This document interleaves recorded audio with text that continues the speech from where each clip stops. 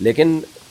یہ جو میں نے سنا ہے کہ جو جانور کا سینگ گھستے ہیں یا اس میں کچھ ایسا جلاتے ہیں اس سے جانور کو تکلیف بہت ہوتی ہے، تو غیر ضروری تکلیف جانور کو دینا اس کا بہرحال گناہ ہوگا، لیکن بغیر سینگ والے کی قربانی جائز ہے۔ ہاں سینگ ٹوٹ گیا لڑائی وڑائی کے دوران اور اکھڑ گیا جس سے دماغ کو زد پہنچی ہو تو پھر جائز نہیں ہے۔ دوسرا کون سے عیب ہیں؟ اندھے جانور کی قربانی جائز نہیں ہے، اگر ایک آنکھ کی بینائی بالکل گئی ہوئی ہے اس کی قربانی بھی جائز نہیں ہے۔ لنگڑے جانور کی قربانی، بعض دفعہ آپ جانور خریدتے ہیں جانور لنگڑا ہوتا ہے، تو اگر اتنا لنگڑا ہے کہ وہ پاؤں زمین پہ ٹکا ہی نہیں پا رہا تو اس کی قربانی جائز نہیں، اور اتنا اگر لنگڑا ہے کہ وہ پاؤں کم از کم اس کو چلانے کے قابل بنا رہا ہے، زمین پہ ٹکا لیتا ہے اور چل لیتا ہے کچھ نہ کچھ، تو اس جانور کی قربانی جائز ہے۔ کان یا دم کٹے ہوئے جانور کی قربانی، اس میں مختلف اقوال ہیں۔ بعض فقہا نے یہ لکھا ہے کہ 1/3 اگر دم کٹی ہوئی ہے، 1/3 کان کٹا ہوا ہے تو قربانی جائز نہیں ہے۔ ایک قول یہ بھی ہے کہ آدھا، تو ہماری نظر میں راجح بات یہی ہے کہ اگر آدھا کان کٹا ہوا ہے یا آدھی دم کٹی ہوئی ہے تو پھر اس کی قربانی جائز نہیں ہے۔ آدھی سے کم اگر کٹی ہوئی ہے آدھی دم یا کان تو پھر اس کی قربانی جائز ہے۔ خراب تھن والے جانور کی قربانی، گائے کے 4 تھن ہیں، اگر 2 تھن خراب ہیں تو اس کی قربانی جائز نہیں ہے، اگر 1 تھن خراب ہے تو جائز ہے۔ بکری کے 2 تھن ہوتے ہیں، اگر 1 تھن خراب ہے تو قربانی جائز نہیں ہے۔ خصی جانور کی قربانی بالکل جائز ہے۔ بعض دفعہ یہ بھی ہوتا ہے کہ سوال پوچھا جاتا ہے کہ جانور کے خصیتین میں سے ایک خصیہ ہے تو بھی جائز ہے اس کی قربانی۔ بعض دفعہ جانور کے خصیتین پیدائشی طور پر نہیں ہوتے تو بھی اس کی قربانی جائز ہے۔ کتنا کمزور جانور ہو کہ جی اس کی قربانی جائز نہیں ہے؟ اگر جانور اتنا بڈھا یا اتنا کمزور ہو چکا ہے کہ اس سے بیچارے سے چلا ہی نہیں جا رہا اور وہ قربان گاہ تک بھی چل کے نہیں جا سکتا، آپ نے یہاں سے 10 میٹر دور تک لے کے جانا ہے اس کو قربانی کرنے کے لیے، تو وہاں بھی اس کو آپ اسٹریچر میں اٹھا کے لے کے جا رہے ہیں، اتنا کمزور ہو گیا تو وہ تو بیچارہ پہلے ہی قربان ہو چکا ہے، اس کو مزید قربان کرنے کی کوشش نہ کریں آپ۔ اتنا ہو کہ چل سکتا ہو اپنے پاؤں پہ، تو جب تک اتنا ہے کہ اپنے پاؤں پہ چلنے کی اس میں طاقت ہے، ایسے جانور کی قربانی جائز ہے۔ یہ بھی سوال پوچھا جاتا ہے جی گائے میں 7 افراد کی شرکت لازم ہے؟ اچھا، اس سے پہلے ایک اہم سوال کہ معذور جانور کی قربانی تو جائز نہیں ہے، جیسے ہم نے بتایا ٹانگ ٹوٹی ہوئی ہے اتنی کہ زمین پہ ٹکا ہی نہیں سکتا وہ۔ بعض دفعہ جانور کو گراتے ہوئے قربانی کرتے ہوئے وہ معذور ہو جاتا ہے، تو خوب سمجھ لیں اگر قربانی کے لیے جانور کو گراتے ہوئے اس میں کوئی عیب پیدا ہو گیا تو اس عیب سے کچھ نہیں ہوتا، ایسے جانور کی قربانی جائز ہے۔ بعض دفعہ اتنے موٹے تازے بیل ہوتے ہیں کہ آپ جب ان کو گرا رہے ہوتے ہو تو 2-4 بندے وہ پہلے گرا چکا ہوتا ہے، اور پھر اس کو گراتے ہوئے اس بیل کی ٹانگ ٹوٹ گئی یا آنکھوں کی بینائی چلی گئی، تو چونکہ وہ قربانی کے دوران ہی کا ایک پروسیس ہے، قربانی کے دوران کا ہی ایک عمل ہے، تو اس سے کوئی فرق نہیں پڑتا، ایسے جانور کی قربانی بھی جائز ہے۔ اسی سے ایک مسئلہ یہ بھی ہے کہ بعض جانور بڑے وحشی ہوتے ہیں، آپ کے قابو میں وہ آتے ہی نہیں ہیں، تو ایسے جانور کو پہلے فائر کرنا پڑتا ہے،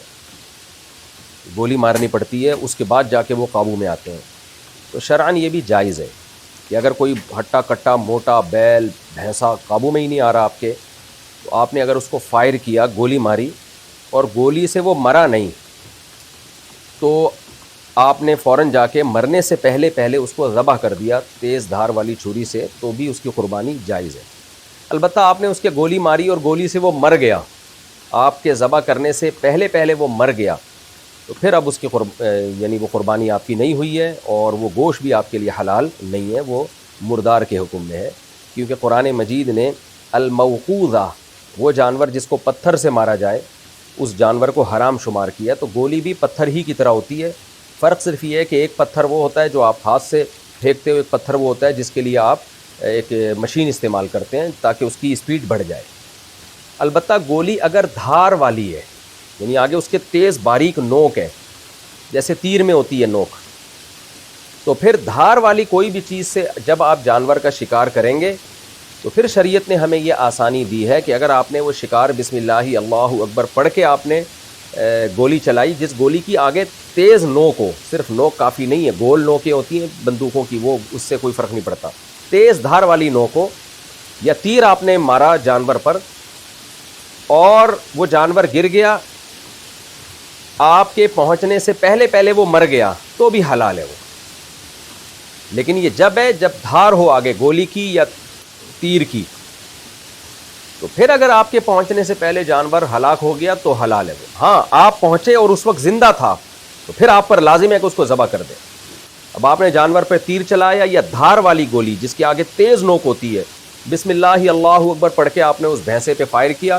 آپ قریب گئے تو اس میں جان تھی، لیکن آپ نے کہا چونکہ میں نے تیز دھار والی گولی سے یا تیر سے میں نے اس کو مارا ہے تو جان تو ہے اس میں، لیکن اب میں ذبح نہیں کرتا، تو اب وہ حرام ہو گیا، کیونکہ آپ پر لازم تھا کہ آپ فوراً اس جانور کو ذبح کر لیتے. تو خلاصہ کیا نکلا کہ عام گولی جو ہوتی ہے کلاشنکوف کی یا پسٹل کی، اس میں دھار نہیں ہوتی. اس سے اگر اپنے جانور کو شکار کیا قابو میں لانے کے لیے تو ذبح کرنا بہرحال ضروری ہے، مرنے سے پہلے اس کو ذبح کرنا پڑے گا. اور اگر دھار والی گولی جس کی آگے تیز باریک نوک ہوتی ہے یا تیر مارا آپ نے، تو اس میں اگر آپ جانور کے قریب پہنچ گئے، آپ نے غفلت نہیں کی، جیسے ہی جانور گرا آپ پہنچے اور موت سے پہلے ذبح کر دیا تو بہرحال حلال ہے. لیکن آپ کے ذبح کرنے سے پہلے وہ مر گیا تو بھی حلال ہے. لیکن اگر آپ نے غفلت کی، آپ نہیں گئے وہاں پہ اور اسے تڑپ کے مرنے دے دیا اپنی موت، پھر وہ حلال نہیں ہے. اور ایسا کر لینا چاہیے. آج کل بعض بیل اتنے تگڑے ہوتے ہیں، پورے محلے کو انہوں نے عذاب میں ڈالا ہوا ہوتا ہے، خود ذبح ہونے سے پہلے وہ 2-4 بندوں کو ذبح کر چکے ہوتے ہیں. تو ایسے موقع پہ شریعت کی گنجائش سے فائدہ اٹھانا چاہیے، بجائے اس سے کہ لوگوں کی جانوں کو رسک میں ڈالا جائے. تو کسی فائر وغیرہ سے ایسے خطرناک قسم کے جانوروں کو شوٹ کر دینا تاکہ وہ قابو میں آ جائیں، کچھ تھوڑا سا خون نکل جائے تاکہ وہ زمین پہ گر جائیں، تو اس میں کوئی حرج ہے نہیں، کر لینا چاہیے ایسا اگر مجبوری ہو. اچھا، ایک اہم سوال یہ بھی پوچھا جاتا ہے جی کہ کن جانوروں کی قربانی جائز ہے؟ کیا بھینسے کی قربانی بھی جائز ہے؟ اس کی کیا دلیل ہے؟ طرح یاک ایک چترال میں جنگلی بھینسا، یہ بھینسا کہلاتا ہے، جنگلی کا تو میں نہیں کہہ سکتا، جنگلی بھی ہوتے ہیں وہ، گھریلو بھی ہوتے ہیں، تو کیا اس کی قربانی بھی جائز ہے؟ تو خوب سمجھ لیں، ہمیں 4 جانوروں کی قربانی کا حکم دیا گیا ہے. بیل جس میں گائے بھی آتی ہے یعنی نر مادہ، دمبا بھیڑ یہ بھی اسی میں آتے ہیں، بکرا بکری اور اونٹ. تو بھیڑ میں بھیڑ دمبا یہ سب چیزیں اس میں آتی ہیں، چکی والا ہو چاہے چکی والا نہ ہو. بھینس کا حدیث میں تذکرہ نہیں ملتا، اس لیے آج کل بعض علماء نے یہ کہنا شروع کیا کہ بھینس کی قربانی جائز نہیں ہے، لیکن ماضی میں ہمیں اس کے جائز ہونے پر اجماع ملتا ہے. اب وہ اجماع یعنی کیوں امت کا اجماع ہوا تھا کہ بھینس کی قربانی جائز ہے؟ اس کی وجہ یہ ہے کہ یہ جو 4 جانور جن کی قربانی کا شریعت نے ہمیں حکم دیا ہے، ان میں قدر مشترک کیا چیز ہے، کامن چیز کیا ہے؟ ایک تو یہ کہ یہ چوپائے ہیں، نمبر 2 یہ پالتو ہوتے ہیں، گھریلو ہوتے ہیں. تو اس لیے حضرات فقہائے کرام کا اس پر ماضی میں اجماع ہو چکا ہے کہ بھینس بھی گائے کے حکم میں ہے، میڈیکلی نہیں ہے، شرعی لحاظ سے گائے کے حکم میں ہے وہ. تو بھینس کو گائے پر قیاس نہیں کیا گیا ہے،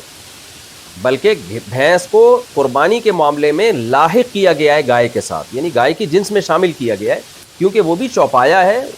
بیسک منافع اس کے بھی وہی ہیں جو گائے کے ہوتے ہیں، بنیادی منافع، اور ہے بھی پالتو، یعنی جنگلی نہیں ہوتی ہے، گھریلو ہوتی ہے. اسی وجہ سے جنگلی بھینسے کی قربانی جائز نہیں ہے. اور اسی سے یاک کا حکم بھی آپ کے سامنے آ گیا. یاک جو ہے اگر پالتو ہے، گھریلو ہے، تو اس کی قربانی جائز ہے. اگر وہ گھریلو پالتو نہیں ہے بلکہ وہ جنگلی ہے، وحشی ہے، تو پھر اس کی قربانی جائز نہیں ہے.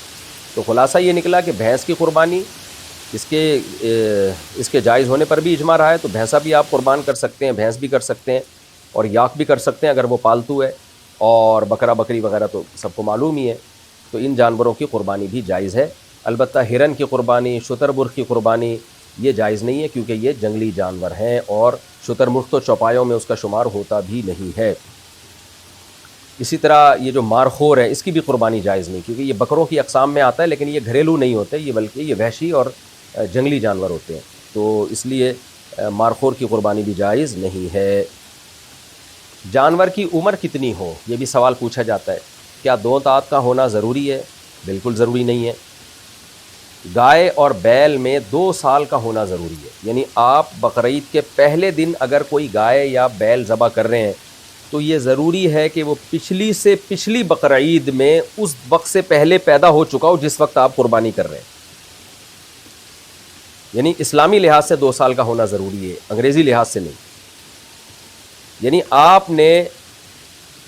پچھلے سے پچھلے سال بقرعید کے پہلے دن دوپہر کے وقت آپ کی گائے نے ایک بچہ دیا،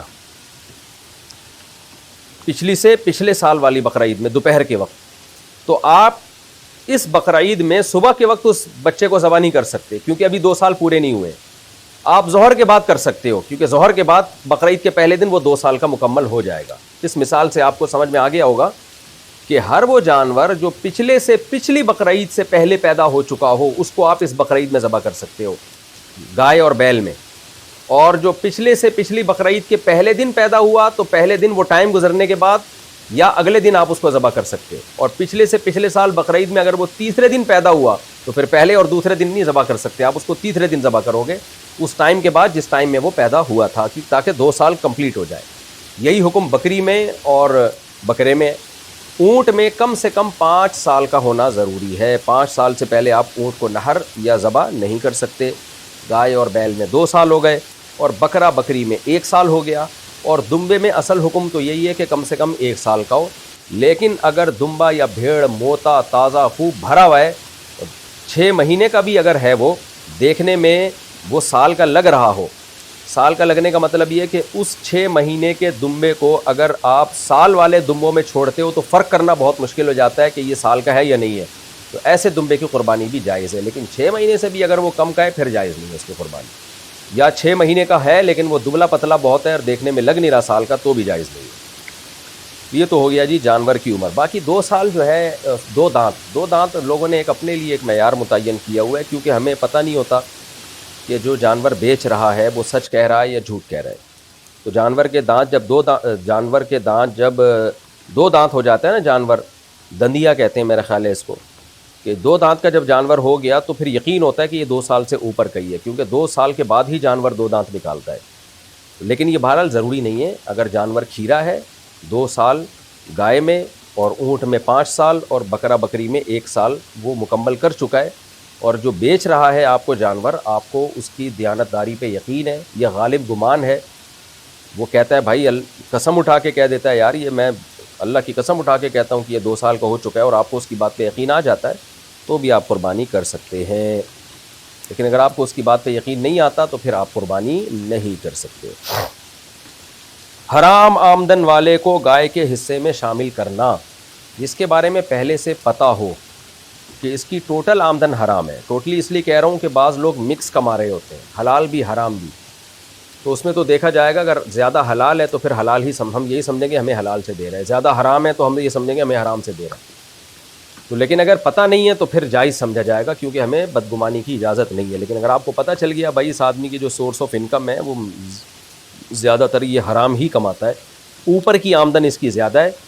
تو پھر آپ اس سے یہ کہیں گے بھائی آپ اپنے حلال پیسوں سے قربانی کرو، اگر اس نے حلال الگ سے نکال کے رکھے ہوئے ہیں وہ لا کے دیتا ہے تو آپ اس کی بات پہ یقین کر لیں، دلوں کے حالات ہم نہیں جانتے، لیکن جب تک وہ ایسی صراحت نہیں کرتا تو پھر آپ کے لیے اسے قربانی میں شریک بنانا جائز نہیں ہے۔ سودی بینک میں اگر سود سے متعلق کسی ڈپارٹمنٹ میں کوئی جاب کرتا ہے یا انشورنس کمپنی میں جاب کرتا ہے، اسی یعنی براہ راست جس کا انشورنس کمپنی کے معاملات سے تعلق ہو، کیونکہ انشورنس کمپنی میں تو ڈاکٹرز بھی ہوتے ہیں جو انہوں نے ہائر کیے ہوئے ہوتے ہیں، ان کی آمدن حلال ہے۔ میں بات کر رہا ہوں جو انشورنس کمپنی کا جو ایک ڈھانچہ ہے، اسٹرکچر ہے،